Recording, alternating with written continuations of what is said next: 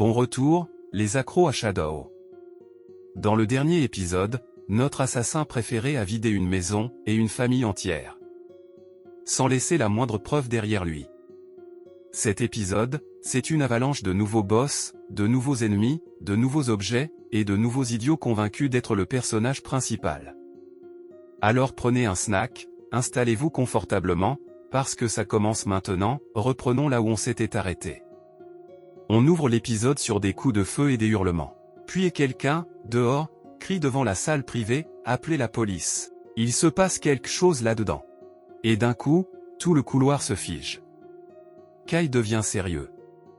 Une escouade d'agents se met à courir vers la pièce. Et voilà le twist, c'est la suite réservée de la famille Dongfang. Quand on entend des cris sortir de cette suite, on s'attend à des cadavres. Beaucoup de cadavres. Mais quand ils défoncent la porte, les policiers manquent de s'avaler la langue. Un champ de ruines. Des meubles explosés partout. Des impacts de balles. Mais pas une goutte de sang, rien, et absolument personne à l'intérieur. On dirait que 12 personnes ont mené la Troisième Guerre mondiale dans un placard, puis que tout le monde s'est évaporé, d'un commun accord. Un flic fixe le carnage, l'air de dire « Ok, comment tu détruis une pièce comme ça, sans laisser de corps ? On a raté un portail Avengers ou quoi ?» Il demande à son équipe si quelqu'un a vu des gens quitter l'hôtel. Personne. Alors la police arrive à la seule conclusion logique, oui. Toute la famille Dongfang a disparu de la surface de la Terre. Appelez les enquêteurs. Pendant ce temps, Kai a déjà disparu. Il s'éloigne de l'hôtel, les yeux plissés. Son prochain objectif, la corporation Kaien. Problème ? Leur QG a déménagé en Amérique du Nord avant la descente du jeu. Seule la fille du PDG Shishi, connue en jeu sous le nom de Hadepic, est encore coincée à Demon City. Et Kai veut qu'elle soit éliminée avant qu'elle ne quitte le pays. Demon City est à environ 300 km. À pied, 2 à 3 heures de jogging en temps réel. Et notre gars a mieux à faire que du cardio. Alors il se déconnecte pour se reposer, puis revient dans ce jeu maudit. Il se relève au milieu des ruines. Des boss argent et or rôdent toujours dans ce désert. Parfait. Il part à la chasse. À ce moment-là, la capitaine Eva lui envoie un message, la voix pleine d'excitation.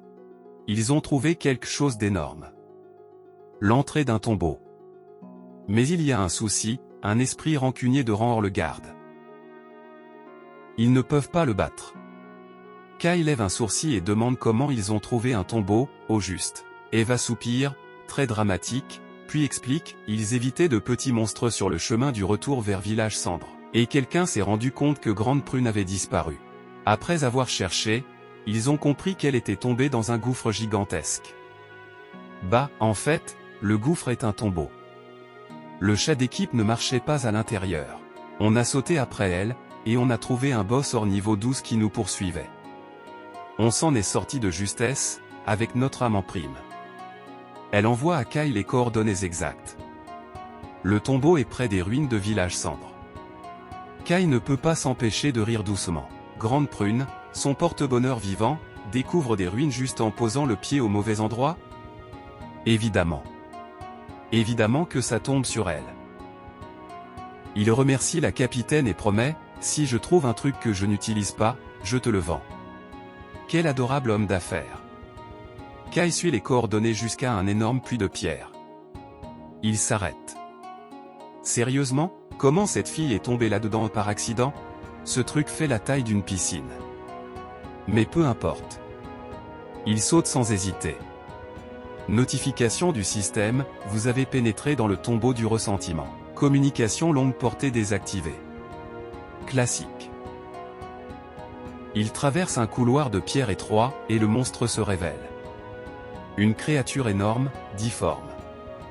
L'esprit hurlant. Niveau 12. Rang or. Kai l'observe en silence. Hache massive. Bras gigantesques. Portée d'attaque énorme. La définition même de « un faux pas et tu finis en flanc ». Si Darius était là avec ses 5000 PV. Un seul coup lui couperait la barre de vie en deux. Pas étonnant que l'équipe d'Eva ait couru comme des athlètes olympiques. Kai respire lentement. Une erreur égale enterrement immédiat. Il active étole de miséricorde plus entaille ombreuse instantanée. Boum. Il tranche net les bras du monstre. Mais les bras se mettent à ramper vers lui, indépendamment. Ok, ça, c'est du carburant à cauchemar. Il recule en esquivant au moment où le monstre explose. Une explosion de cadavres. Sans flou ombre fantôme déclenché automatiquement, il aurait été vaporisé. Dans une autre timeline, un coéquipier s'approche pour looter le corps. Boum. Escouade entière effacée. Les explosions de cadavres, c'est pas une blague. Il utilise main cupide et commence à ramasser les récompenses. Les messages système pleuvent, plus 10 jours de durée de vie échangeable. Plus 20 points d'évolution. Livre de compétences platine, lame de l'anneau nocturne. Plus 63 0 jours de durée de vie échangeable, bonus main cupide. Armure de cuir rancunier, rang platine. Pas mal. En fait, c'est incroyable. La description de l'âme de l'anneau nocturne apparaît, compétence d'assassin rang platine. Imprègne la lame de pouvoir sombre, touchant tous les ennemis dans un rayon de 5 mètres. Ajoute plus 500 d'attaque élémentaire sombre. Recharge, 10 secondes, réduite. Requiert niveau 11. Kai s'illumine. C'est exactement ce qu'il lui faut.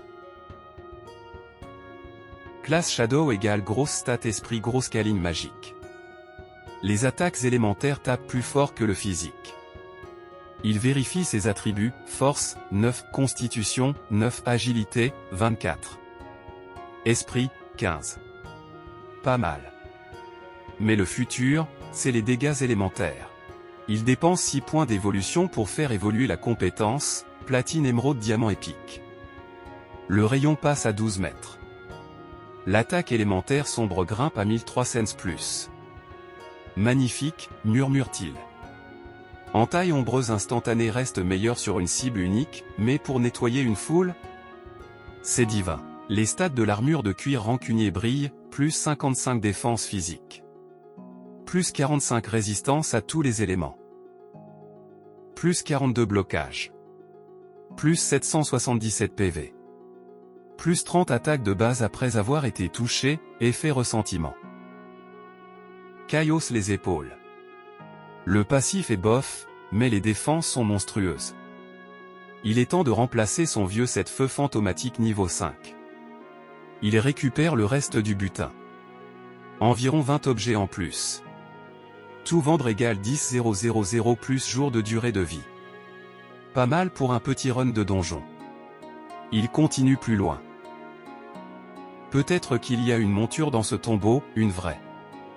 Pendant ce temps, ailleurs, un gobelin balance un coup. Et Yuna et son ami se font trancher en deux instantanément. Elle respawn en ville. Le coéquipier qui était avec elle pète un câble. Il attrape Yuna par le col, hurle qu'elle ne sert à rien, qu'elle fait toujours tuer l'équipe, et qu'à cause d'elle, il n'a plus que 2 ans de durée de vie non échangeable. Il la pousse au sol, la menace, puis se déconnecte. Son ami essaie de l'aider à se relever, lui parlant d'un groupe de soutien dans la ville de ses parents. Yuna serre les poings, furieuse. Elle se déconnecte, refusant d'y aller. Depuis son lit, elle envoie un message à un garçon nommé Anand pour lui demander de l'aider à monter de niveau. Il sourit, mais exige une nuit avec elle comme paiement. Sa colère explose. Elle le traite de monstre immonde, lui dit qu'il ne la touchera jamais. Puis, elle retourne la situation. Elle sourit soudainement, toute douce, et dit qu'elle l'a toujours aimé. Qu'elle ne l'a rejeté que parce que Kai la contrôlait. Mais maintenant, elle est libre. Anand fixe son téléphone comme si elle venait d'essayer de l'empoisonner. Il la traite d'idiote et lui dit de dégager. Rejetée, encore. Alors elle contacte jeune maître Sharp. Il se moque d'elle et lui dit d'aller voir ailleurs. Elle tente frère Xiaomao. Il la menace de la gifler avec sa nouvelle compétence. Un par un, tous les hommes qu'elle contacte lui claquent la porte au nez. Yuna craque. Il ne lui reste que 2,5 ans de durée de vie non échangeable. Elle est désespérée. Seule. Et elle se convainc, seul Kai m'aidera. Il doit le faire. Elle arrive tard dans la nuit, essuyant ses larmes. Dans sa tête, elle s'imagine s'excuser, Kai la réconforter, et tout redevenir comme avant. Mais l'orgueil reprend le dessus. Pourquoi je m'excuserais? Je n'ai rien fait de mal. Alors elle prépare un nouveau plan, étape 1, faire semblant d'être humble un moment. Étape 2, pousser Kai à la power level, autrement dit l'obliger à la faire monter très vite, vraiment très vite. Étape 3, régler sa crise de durée de vie. Étape 4, le larguer pour toujours. Elle se croit géniale. Elle tambourine à sa porte, l'appelle par son nom. Elle supplie. Elle insiste. Puis, frustrée, elle donne un coup de pied et défonce la porte. Pour se figer net. L'appartement est vide. Tout, disparu. Lit, vêtements, table, vaisselle. Kai a déménagé. Évaporé. Elle essaie de l'appeler. Aucune réponse. Elle s'effondre au sol. Elle ne sait pas où il est, mais nous, on le sait. Kai est au plus profond du tombeau du ressentiment, en train de massacrer tout ce qui bouge. 200 petits monstres. Une pile de boss bronze et argent. Il est proche du niveau 12. Au bout du couloir se dresse un énorme cercueil. Il pousse le couvercle. Et soudain, son fidèle dévot se désintègre. Une brume glacée s'échappe. Miasme de mort. Rang or. Aucune forme physique. Au super, marmonne Kai. Le genre relou. Cette créature possède les gens. Les tue en silence. Se répand comme une peste. Dans sa vie précédente, quelqu'un a relâché ce boss. Il a massacré une base entière. Le regard de Kai se durcit. Il active l'âme de l'anneau nocturne. Un tourbillon d'ombre tourne autour de lui, révélant le vrai corps dans la brume. Il le plante une fois. Message système, boss or, miasme de mort éliminé. Que des drops de rang or, évidemment. Rien d'extraordinaire. Le corps se transforme en orbe de durée de vie. Et puis, objet acquis, cloche de monture. Kai fixa la cloche lumineuse dans sa main, et pendant une seconde, même lui eut besoin de temps pour comprendre. Une monture. Une vraie monture. La chance absurde de Grande Prune, version, Carp Koi. Ouais, après ça, appeler ça de la chance, c'était presque insultant. C'était une intervention divine avec des paillettes. La fenêtre système se déplia devant lui, des lignes de texte dansant comme un ticket de caisse céleste, cloche de monture loup spectral de la nuit. Rang, or. Invoque, loup spectral de la nuit, niveau 11. Requis, niveau 11. Fonction, assistance au combat plus monture montable. Kai cligna des yeux. Une monture. Une monture or. Aussitôt dans le jeu, même lui siffla doucement. Le loup spectral de la nuit était l'une des meilleures montures du début de jeu, connue dans ses deux vies. Une créature si rapide que la plupart des joueurs ne voyaient que la poussière qu'elle laissait derrière elle. La description continuait, stats, force, 148. Constitution, 155. Esprit, 135. Agilité, 191. 191 en agilité. Kai relut ce chiffre 2 fois. Le narrateur, moi, aussi l'a relu 2 fois. Ce truc n'était pas un loup. C'était une moto avec de la fourrure. Et oui, comme tout bon familier dans ce jeu maudit, il gagnait de l'XP avec son propriétaire. Donc le loup n'était pas juste fort maintenant, il deviendrait encore plus monstrueux plus tard. Bien sûr, le système glissa un avertissement, si la cloche était changée, la monture revient à son niveau initial. Autrement dit, tu peux la vendre, mais seulement si tu te détestes. Les capacités arrivent ensuite, et chacune semble plus cassée que la précédente, ruée. En étant montée, la vitesse de déplacement explose de 245%. Parfait pour fuir le danger, ou arriver plus vite au danger. Marche nocturne. La nuit, le loup entre dans un état de furtivité passive, invisibilité permanente niveau 1. Tu attaques une fois et la furtivité se brise, mais tu infliges un burst bonus de dégâts de révélation.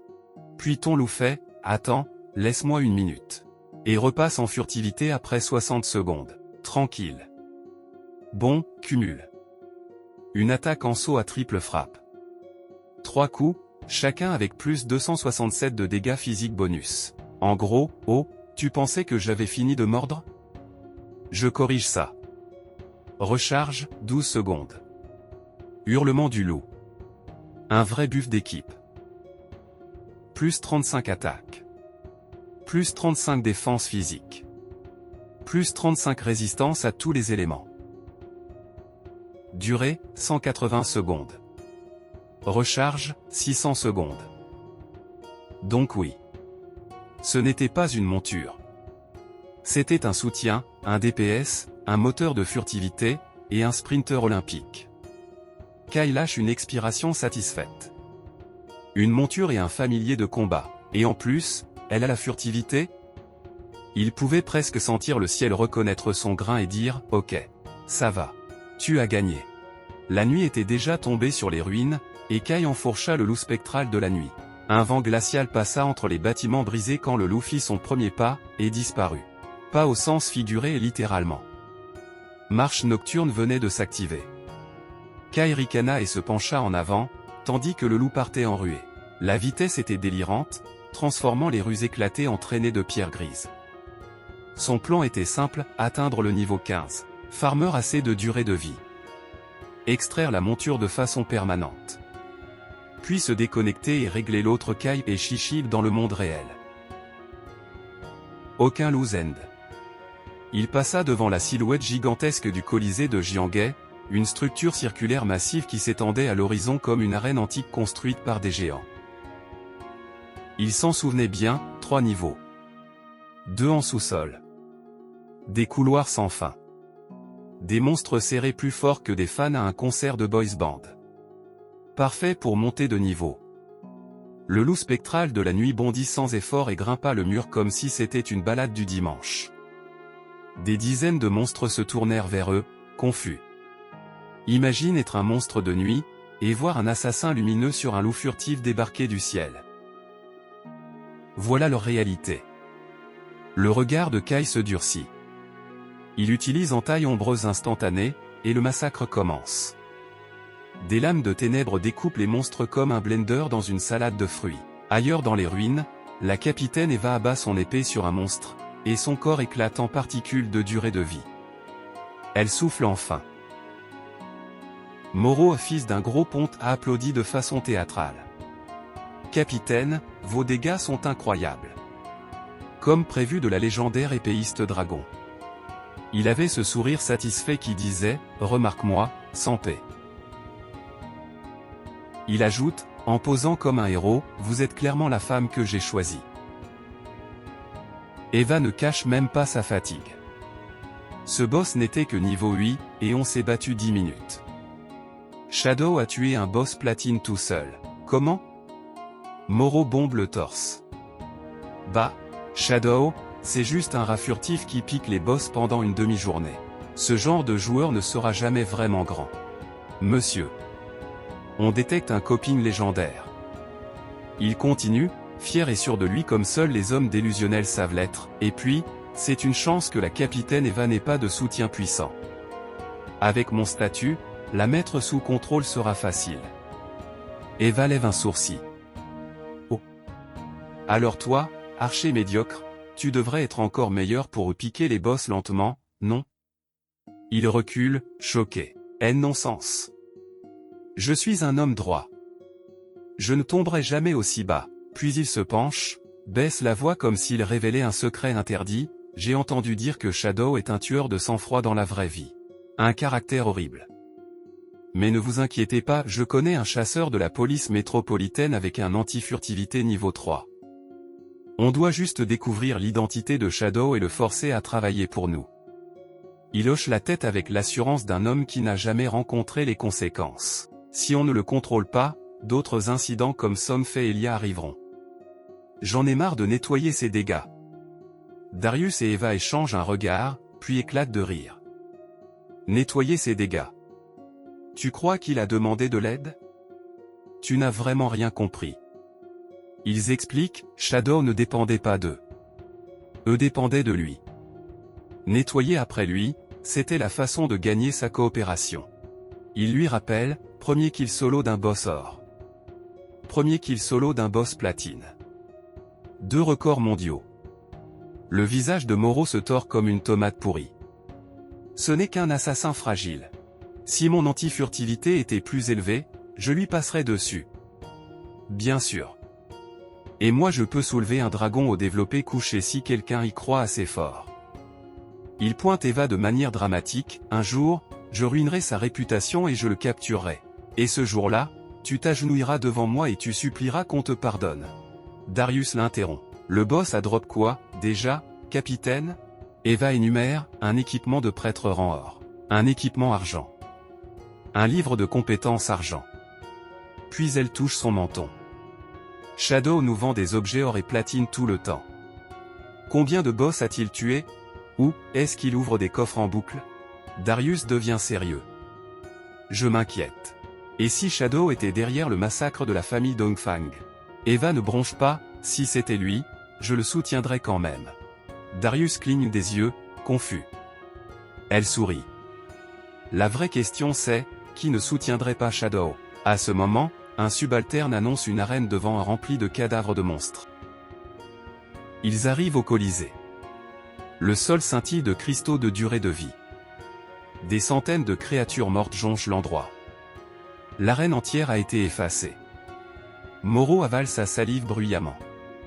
Eva, elle, rayonne. C'est l'œuvre de Shadow. Aucun doute. Moro serre les dents. Moi aussi, j'ai l'invisibilité. Je pourrais faire ça. Ça prendrait juste plus de temps. Bien sûr, champion. Bien sûr. Eva envoie immédiatement un message à Shadow, si tu as du stuff ou des livres en trop, on te les achète. Elle connaissait ses prix, honnêtes. Il n'avait pas besoin d'arnaquer, son inventaire arnaquait à sa place. Et soudain, un grondement de loup résonne derrière eux. Moro se retourne, et tombe directement sur les fesses. Kai est assis sur le loup spectral de la nuit, aura froide et silencieuse. Les yeux d'Eva s'illuminent. Tu as une monture? Kai hoche la tête. Grâce aux coordonnées que Grande Prune m'a données. Grande Prune rougit instantanément. Ah, pas besoin de dire ça. Kai propose son deal, tous ces objets au sol prenez-les en pack. Même règle que d'habitude. Elle acquiesce aussitôt. Les deals de Shadow étaient toujours propres. Pendant ce temps, Moro vibre d'humiliation et de rage. À l'intérieur, il jure, Shadow, je te le ferai payer. Spoiler, il ne le fera absolument pas. Pendant que Moro écrivait sa fanfiction de vengeance, Kai était déjà à des kilomètres. Sur sa monture à travers la ville brisée, notre assassin préféré est en mode tableur Excel. Shadow dans la vraie vie, Kai est monté discrètement au niveau 13. Juste en dessous dans le classement, Justice Enforcement et Darius au niveau 10, et le gobelin noir des grands mensonges qui traîne aussi au niveau 10 comme un DLC de méchant discount. Pendant ce temps, notre gars, 245 ans de durée de vie échangeable. 255 points d'évolution. Tranquille. Il est de bonne humeur, en plus. Cette fois, nettoyer les ruines de l'arène n'était pas juste un flex, ça a drop un livre de compétences or complètement cassé, dissimulation silencieuse rang or. Entrer en furtivité sans bouger du tout.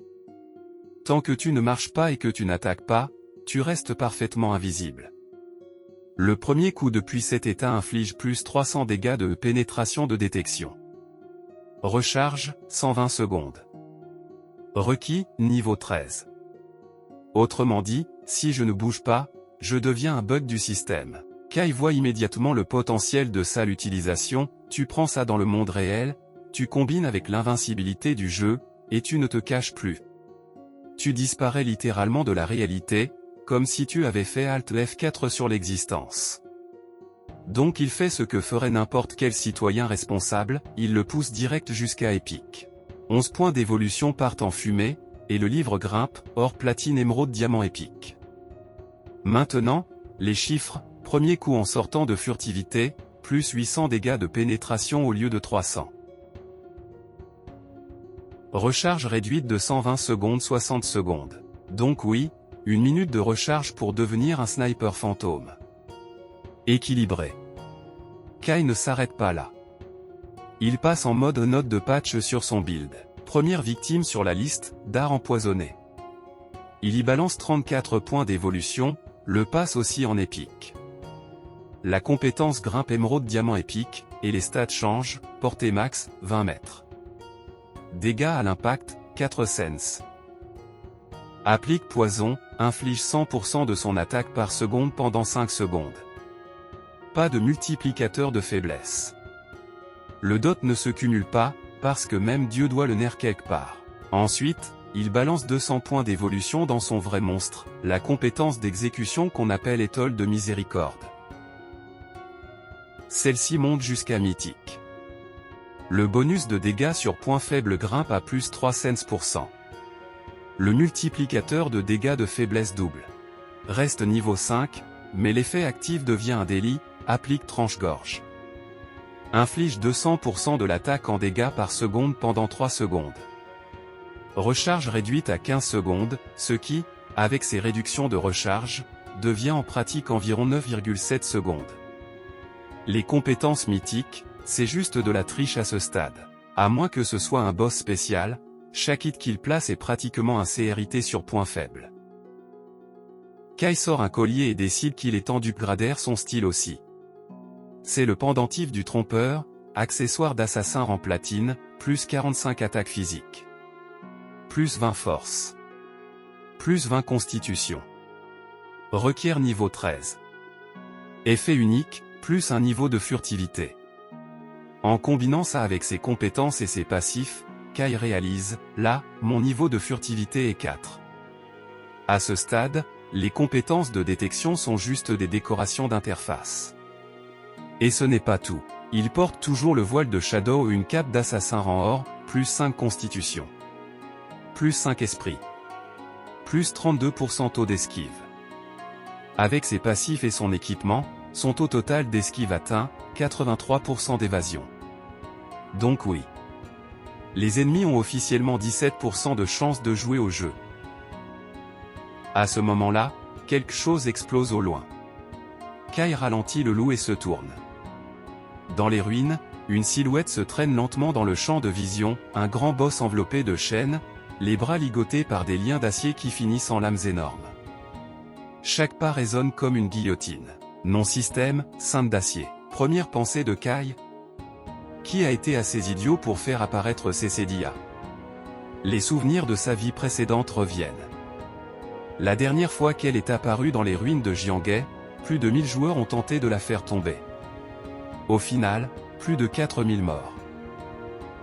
Ce n'est pas un monstre aléatoire. C'est la gardienne d'un lieu appelé Sanctuaire de l'Église. Le deuxième plus grand refuge des ruines de Jianghe. À la base, Kai avait un autre plan, régler d'abord Shishi et ses affaires avec son ancien lui, puis venir farmer la Sainte d'Acier plus tard. Mais si le boss spawn juste devant lui? Alors c'est le destin, ou de l'XP gratuite. Dans tous les cas, il ne fuit pas. Il pousse le loup, bondit sur un toit pour avoir un meilleur angle. En dessous, la Sainte fait tournoyer ses bras chaînes comme des scies circulaires et déchiquette les joueurs autour. Un gars tombe instantanément. Les autres comprennent enfin, oh. Ce n'est pas un boss tutoriel. Trop tard. Les lames tournoyantes balaient encore. Plusieurs tombent en quelques secondes, leur durée de vie explosant en orbe. Kai les regarde essayer de la raideur des soupirs. Il se comporte comme si c'était un élite un peu tanky, alors qu'en réalité c'est une machine d'exécution de rang platine. Un joueur sur une monture tigre plonge, charge le boss comme un héros de shonen. Les yeux de Kai se rétrécissent quand il voit le pseudo. Son IGN ressemble à Dong Wiming, aussi connu comme Shen Wiming, pour nous simplifier la vie, appelons-le Damian. C'est le propriétaire d'une classe cachée, Paladin. Dans la vie précédente de Kai, ils se sont battus côte à côte et l'un contre l'autre pendant 9 ans, sans jamais vraiment trancher qui était le plus fort. Damian était le genre d'allié qui avait toujours une porte de sortie prête. Quand il allait perdre, un sale tour le sauvait à la dernière seconde. C'était aussi la guilde de Damian, Night Sanctuary, qui avait réussi à nettoyer la Sainte d'Acier à l'époque. C'est de là que venait le surnom, sanctuaire de l'église contrôlant l'ouest de Jianghe. Night Sanctuary régnant sur l'est. Ensemble, les gens les appelaient le sanctuaire de l'Est et les sanctuaires de l'Ouest comme deux religions rivales d'évasion fiscale. En parlant d'impôts, Night Sanctuary faisait signer à ses recrues des contrats complètement délirants. On garantit ta sécurité. En échange, on prend jusqu'à 50% de ta durée de vie comme taxe. La plupart devenaient des esclaves marqués noirs, forcés de farmers de la durée de vie pour les hauts gradés. Les yeux de Kai brillent. Parfait. Il est là tôt, cette fois. Dans sa dernière vie, Damian s'échappait toujours à la dernière seconde. Cette fois, il jure que Damian ne sortira pas vivant. Pendant que la Sainte d'Acier est occupée, Kai disparaît simplement en invisibilité et se laisse tomber derrière elle. Les joueurs essaient encore de toute leur force de raider avec des builds niveau 10 et des rêves. Les yeux de Kai flashent d'une malveillance pure. Il active la lame liée à sa bague, l'anneau nocturne et tourne. Une aura rouge éclate autour de lui. En un seul mouvement tourbillonnant, il découpe tous les joueurs proches. Le champ de bataille devient un mixeur de barres de PV. Damian fixe, sidéré, ses membres tombés comme du blé. Il comprend enfin qui c'est. Shadow? Pourquoi tu tues mes gens? On n'a même pas de rancune. Kai apparaît derrière lui, calme comme une tombe, et lâche la réponse la plus stupide et la plus mesquine possible, maintenant, si. Tu ne manges pas de bœuf. Le cerveau de Damian fait écran bleu. Avant qu'il ne puisse traiter l'absurde, Kai utilise entaille ombreuse instantanée. Une cascade de lames d'ombre le traverse en un clignement. Damian meurt sur place. Puis Kai tend la main et lance une compétence maudite, malédiction fleurie. Il n'a pas besoin de rester regardé. Il sait exactement ce qui arrive, quand Damian et ses gens respawnent en ville, leur durée de vie aura été discrètement siphonnée. Dans la zone de respawn, Damian se réveille furieux. Il ne comprend pas ce que le bœuf vient faire là-dedans, mais il sait une chose, c'est l'œuvre de Shadow. À côté de lui, un de ses subordonnés tremble, sa durée de vie échangeable est tombée à 0. Damian comprend que Malédiction Fleurie ne les a pas juste tués. Elle leur a volé leur futur. Il jure de se venger et ordonne à ses gens de se regrouper ailleurs, de monter de niveau, et de récupérer la durée de vie perdue avant de contre-attaquer. Parmi les victimes respawnées, il y a Yuna. La petite sœur de Kai, prise dans l'AO de Malédiction Fleurie. Ses yeux se remplissent de larmes. Pourquoi Shadow me cible aussi? Retour à Kai, le système le ping. Malédiction Fleurie vient de drainer à Yuna, 4 jours échangeables. 1 an non échangeable. Kai s'arrête quand il voit son nom dans le journal. Ces chiffres lui disent tout. Elle était déjà presque ruinée, et désespérée. Dans cette timeline, sa solution à ce désespoir, c'était de se vendre à Night Sanctuary comme esclave. Du point de vue de Kai, bien mérité. De retour dans les ruines, la Sainte d'Acier concentre enfin toute son attention sur Shadow. Elle fracasse ses chaînes au sol, soulevant un écran de fumée épais. Quand la poussière retombe, elle ne trouve rien. Kai a déjà utilisé Flou Ombre Fantôme, glissant hors du danger comme un glitch en forme humaine. Phase 1. Pour lui, c'est simple, grand balayage de chaînes et attaque physique ciblée. Relou, mais gérable. Le vrai cauchemar, c'est la phase 2. Une fois ses PV sous la moitié, le démon scellé en elle se réveille vraiment. À partir de là, tous les dégâts reçus sont renvoyés à l'attaquant, à l'identique. En plus, une rumeur dit qu'il y a un portail dans son ventre. Quiconque se fait avaler est envoyé dans une dimension mystérieuse, supposément le fond d'un volcan. Dans sa dernière vie, pourtant, personne n'a jamais confirmé ça. Kai a toujours pensé que c'était juste des clowns qui confondaient ce jeu avec un autre. Au loin, un groupe de joueurs observe tout ça depuis une falaise. Il chuchote, Shadow est complètement malade. Night Sanctuary a invoqué un boss platine, et il arrive, efface toute leur équipe, et enlève la moitié des PV du boss d'un coup. Et ils n'ont pas tort. Ce combo avec étole de miséricorde a poussé la sainte directement dans sa phase 2 terrifiante. Pendant qu'il parle, Kai, toujours invisible, tourne tranquillement le regard vers eux. Il sait quelque chose qu'ils ignorent, la sainte d'acier a une faiblesse en phase 2. Quand elle attaque activement, la réflexion de dégâts se coupe brièvement. S'il frappe exactement dans ses micro-fenêtres, il peut infliger des dégâts sans être puni. Le problème ? La plupart de ses meilleures compétences en taille ombreuse instantanée, tranche-gorge, lame de peste, dard empoisonné. Inflige des dégâts sur la durée. Même s'il time parfaitement le premier coup, les tics restants seront quand même renvoyés, et à son niveau actuel, ça veut dire mort instantanée. Alors il regarde les spectateurs sur la falaise et pense, cobaye. En bas, un gars s'avance. Son pseudo, Encan. Les gens l'appellent Safety First. Les autres se détendent d'un coup. Ils ont déjà vu ce type, il a tué un boss hors en solo dans la ville de départ sans se faire toucher une seule fois. Sa classe ? Guerrier d'âme. Quand il fait une roulade, sa classe lui donne 100% d'esquive. Et chaque roulade parfaite déclenche une contre-attaque en bonus. Il dit à sa coéquipière Shaotu d'utiliser sa compétence de détection. Elle active son anti-furtivité œil rouge, un petit esprit lapin apparaît et fonce autour du boss sans attirer l'aggro. Shaotu fronce les sourcils. Elle ne voit toujours pas Shadow. Son anti-furtivité est niveau 3. Si même ça ne le détecte pas, Encan fait l'hypothèse évidente, il a dû partir. C'est impossible que son invisibilité soit niveau 4. À propos de ça, il saute du bâtiment avec un sourire, pendant que Shaotu reste en haut pour observer.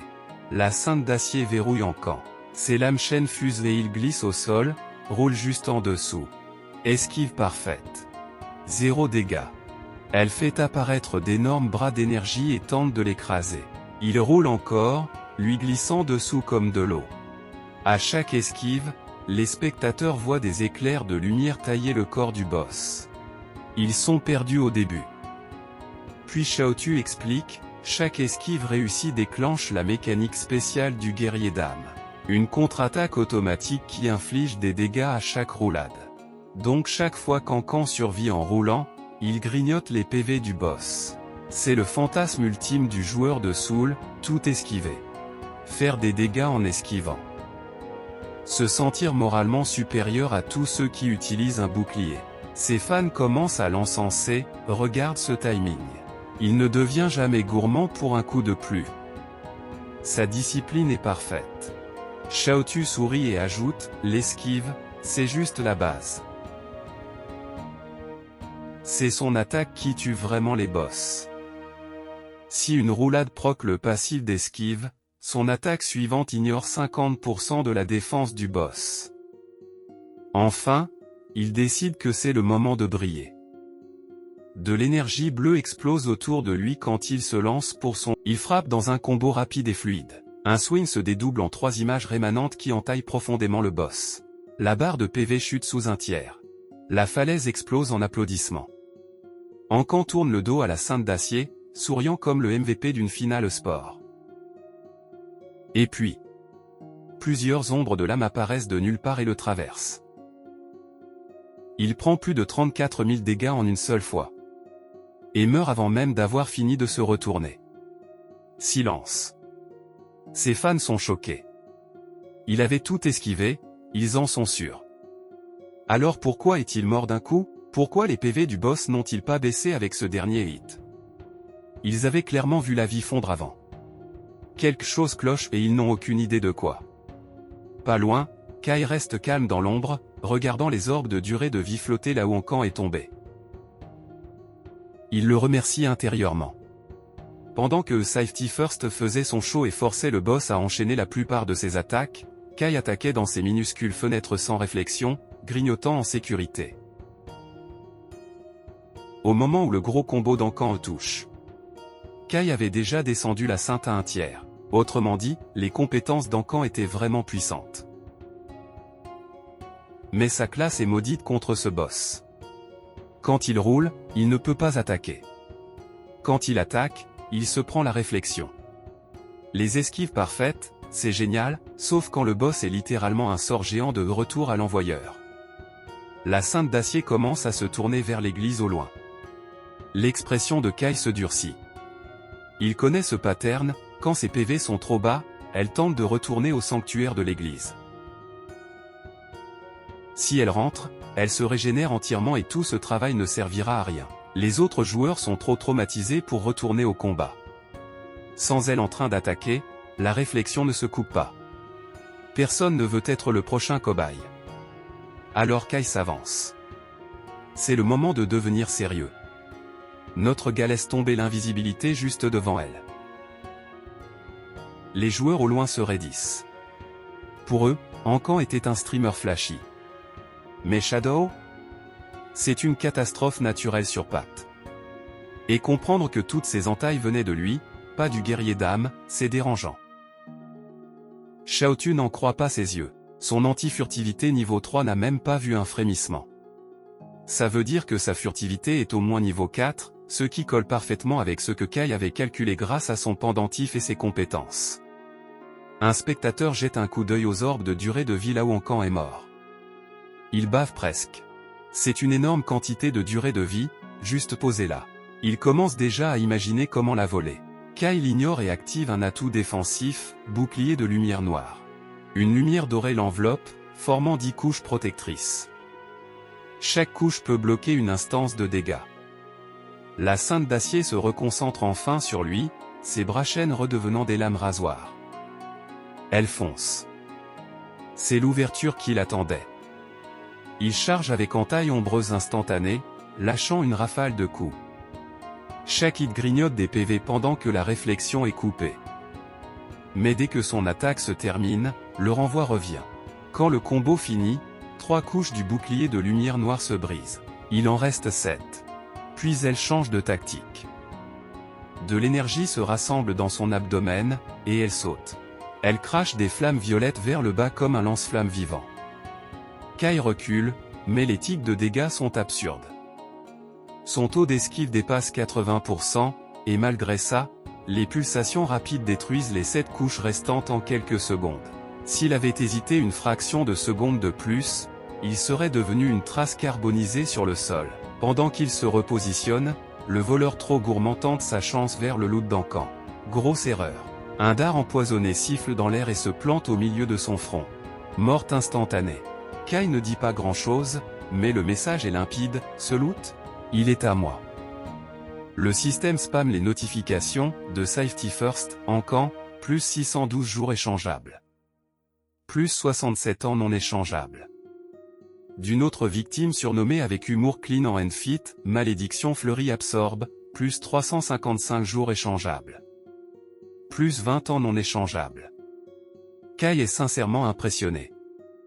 Ankan n'était jamais mort jusqu'ici, ce qui explique cette durée de vie délirante. Et c'est aussi pour ça qu'il décide, il n'utilise pas Malédiction Fleurie sur Safety First.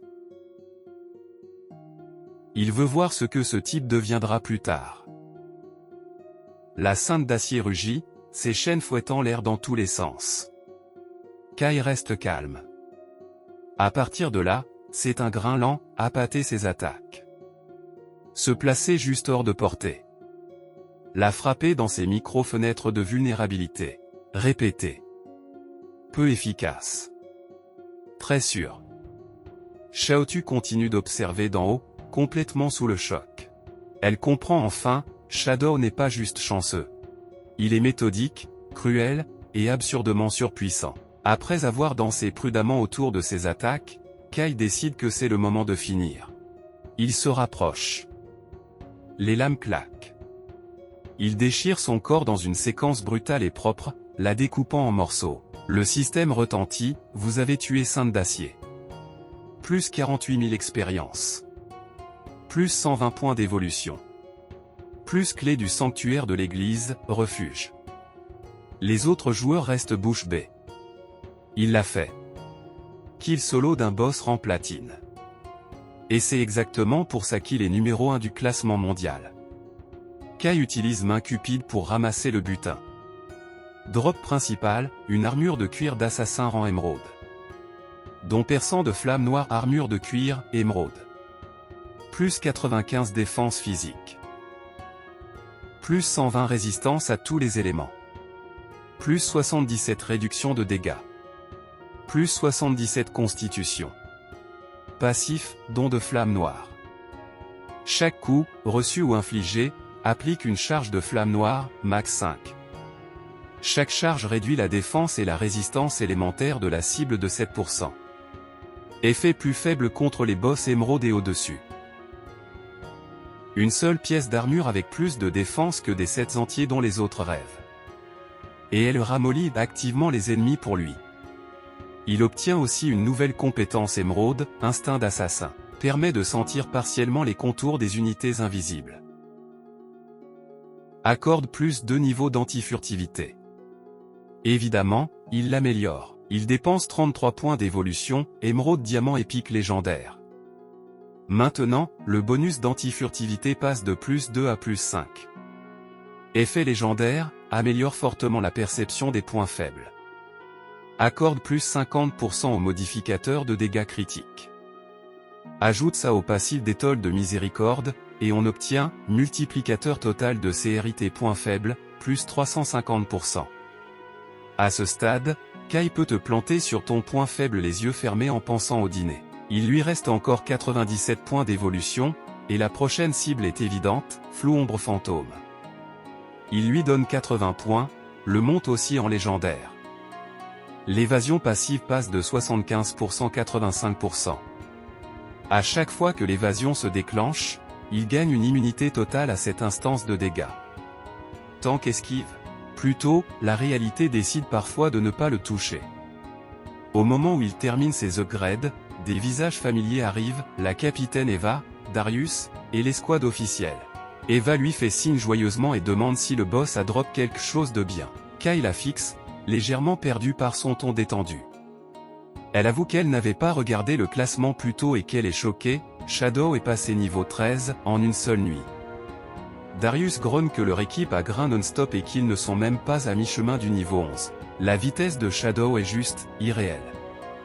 Eva lui donne une tape sur la tête et déclare, les hommes montent plus vite de niveau. Ne porte pas la poisse. La science n'est pas d'accord, mais ok, capitaine. Kai mentionne enfin la valeur estimée du butin, environ 45 000 jours de durée de vie échangeable. Vendu en un seul gros pack. Elle ne discute même pas. Elle transfère directement la durée de vie, et le système confirme l'échange. Puis Kai passe au vrai pitch. Avec un regard sérieux, il lui dit qu'il a un autre objet à vendre. Un gros. Il lui demande si elle a entendu parler des repères. Les yeux d'Eva s'illuminent. Elle explique que dans les ruines de Jianghe, il n'y a aucune zone surnaturelle. La seule façon d'être en sécurité, c'est d'occuper des repères comme base, on peut stocker des fournitures à l'intérieur. Au moment critique, on peut activer des barrières magiques. Ces barrières peuvent bloquer des inondations et des invasions. Ce qu'elle a entendu, par contre, c'est juste l'existence d'un petit repère provenant d'un boss or. Les officiels de Jianghe n'en ont toujours pas trouvé eux-mêmes. Pendant ce temps, à Modu, une faction gouvernementale a déjà revendiqué un repère de taille moyenne, et c'est comme ça que l'info a fuité. Kai sort une clé dorée de son inventaire. Il explique, ce n'est pas un petit repère. C'est la clé du repère du sanctuaire, droppée par la Sainte d'Acier qu'il vient de tuer. Le repère couvre plus de 800 mètres de terrain. Avec cette taille, chaque officiel de Jianghe pourrait pratiquement avoir sa propre chambre privée à l'intérieur. Eva et Darius restent figés. Elle tend la main et, encore un peu sonnée, demande « Combien tu veux pour quelque chose d'aussi énorme ?» Kai ne répond pas tout de suite. Il leur dit de rentrer, d'en discuter avec leur supérieur, puis de revenir avec un chiffre. Dans ses souvenirs, cette clé s'est vendue une fois pour 2000 ans de durée de vie dans sa vie précédente. S'il la vend au gouvernement maintenant, en plus de ce qu'il possède déjà, ce sera assez pour extraire tout son équipement, ses compétences et ses niveaux dans le monde réel. Eva acquiesce nerveusement et promet de déposer le rapport immédiatement. Puis elle hésite. Il y a encore une chose. Ils viennent de recevoir une nouvelle urgente, 7 boss or on spawn ensemble à Darkmoon Town. beaucoup de gens sont déjà morts. Les officiels confirmèrent être prêts à payer 10 ans de durée de vie si Shadow intervient pour les éliminer. Kai lève un sourcil. Cette boss-or ne devrait pas être un si gros problème. Même groupés, les forces officielles devraient pouvoir les user à la longue. Alors s'ils ont fait tout ce chemin pour le demander, il y a un truc qui cloche. Eva lève un gros pouce.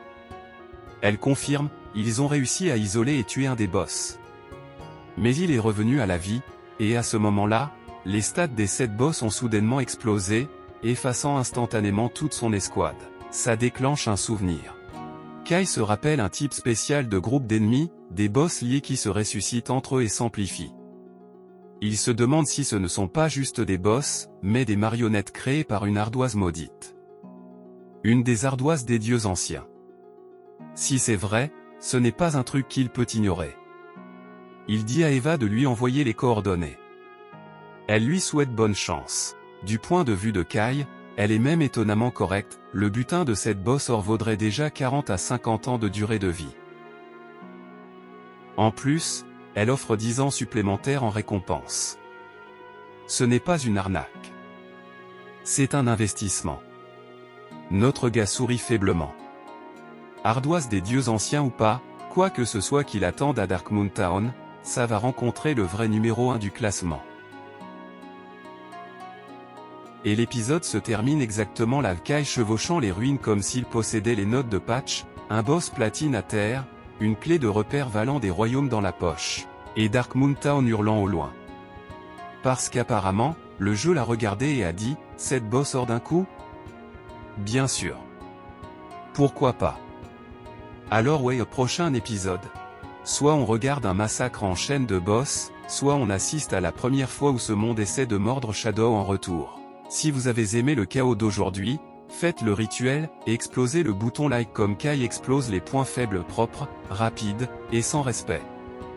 Et abonnez-vous, parce que si vous ratez le prochain épisode, vous respawnerez sans loot, avec des regrets plein l'inventaire. Allez, les accros à Shadow, on reprend exactement ici la prochaine fois.